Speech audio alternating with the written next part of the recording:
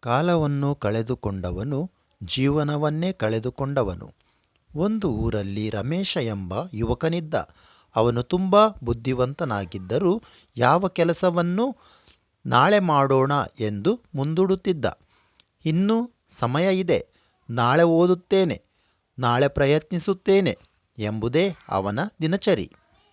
ಅವನ ಸ್ನೇಹಿತ ಸುರೇಶ್ ಮಾತ್ರ ಕಾಲಕ್ಕೆ ತುಂಬ ಮೌಲ್ಯ ನೀಡುತ್ತಿದ್ದ.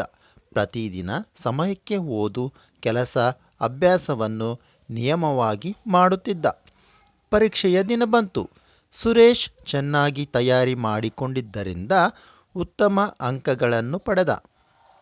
ಆದರೆ ರಮೇಶ್ ಸಮಯ ಇದೆ ಎಂದು ಓದದೇ ಇದ್ದುದರಿಂದ ಪರೀಕ್ಷೆಯಲ್ಲಿ ವಿಫಲನಾದ. ಕೆಲ ವರ್ಷಗಳ ನಂತರ ಸುರೇಶ್ ಒಳ್ಳೆಯ ಉದ್ಯೋಗ ಪಡೆದು ಜೀವನದಲ್ಲಿ ಮುನ್ನಡೆದ.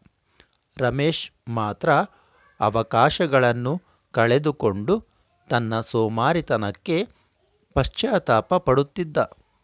ಒಂದು ದಿನ ರಮೇಶ್ ಹೇಳಿದ, ನಾನು ಸಮಯವನ್ನು ಕಳೆದುಕೊಂಡೆ, ಆದ್ದರಿಂದ ನನ್ನ ಜೀವನವೇ ಹಿನ್ನಡೆಯಾಯಿತು. ಅವನು ಆಗ ಅರಿತನು, ನೀತಿ ಕಾಲವನ್ನು ಕಳೆದುಕೊಂಡವನು ಜೀವನವನ್ನೇ ಕಳೆದುಕೊಂಡವನು.